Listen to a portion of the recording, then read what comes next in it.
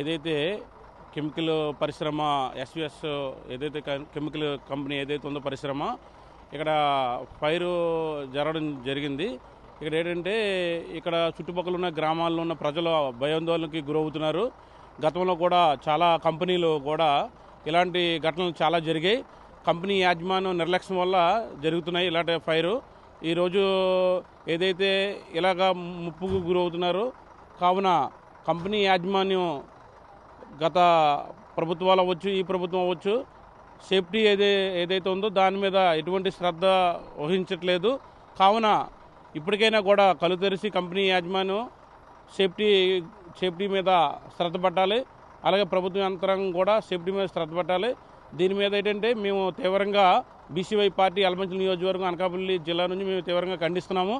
ప్రభుత్వ యంత్రాంగం నిర్లక్ష్యం, కంపెనీ నిర్లక్ష్యం వల్లే ఇట్లాంటి ఘటనలు జరుగుతున్నాయి. ఈ విషయం మీద మేము తీవ్రంగా ఖండిస్తున్నాం. ఓకే, చూడండి, అంటే ఇప్పుడు ఇన్సిడెంట్ జరిగినప్పుడే గవర్నమెంట్ ఇట్లా రియాక్ట్ అవుతుంది. తర్వాత రిపోర్ట్ ఎలా వస్తుంది, దీనికి బాధ్యులు ఎవరు అన్నది యాక్షన్ తీసుకోవట్లేదని కొందరు అంటున్నారు. ఇది నిజంగా ఇది జగమరిన సత్యం. ఏదైతే ఘటన జరిగిన కొద్దిసేపట్లో ఏదో తూతూ మంత్రంగా ప్రభుత్వ యంత్రాంగం వచ్చేసి ఏదో గడిపేసి ఏదో జనాల దగ్గర మబ్బు పొందడానికి ప్రభుత్వ యంత్రాంగం మబ్బు పొందడానికి ప్రయత్నాలు చేస్తుంది. కానీ ఇది నిరంతరం ప్రతిరోజు కూడా ఈ ప్రక్రియ అనేది జరగట్లేదు. ఏదో ఈరోజు ఫైర్ అయింది, ఈ క్షణానికి ఏదో మనము సమాజంలో మంచిగా అనిపించుకోవాలి అనేసి ఆలోచన తప్పించి కానీ వేరే ఉద్దేశం అయితే వాళ్ళకి లేదు.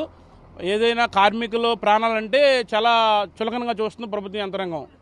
ఓకే, అంటే బాధ్యులను గుర్తించి యాక్షన్ తీసుకున్నట్టు ఏమైనా అనిపించింది ఇంతకుముందు జరిగిన ఫైర్లోనే? అట్లాంటిది ఏం చేయలేదండి. ఇంతకుముందు కూడా చాలా కంపెనీలు కూడా ఇటువంటి ఫైర్ జరిగింది. ప్రభుత్వ యంత్రాంగం ఎటువంటి సేఫ్టీ కానీ ఎటువంటి బాధ్యత వహించలేదు. ఏదో తూతూ మంత్రంగా వదిలేస్తున్నారు దీని మీద. Thank you.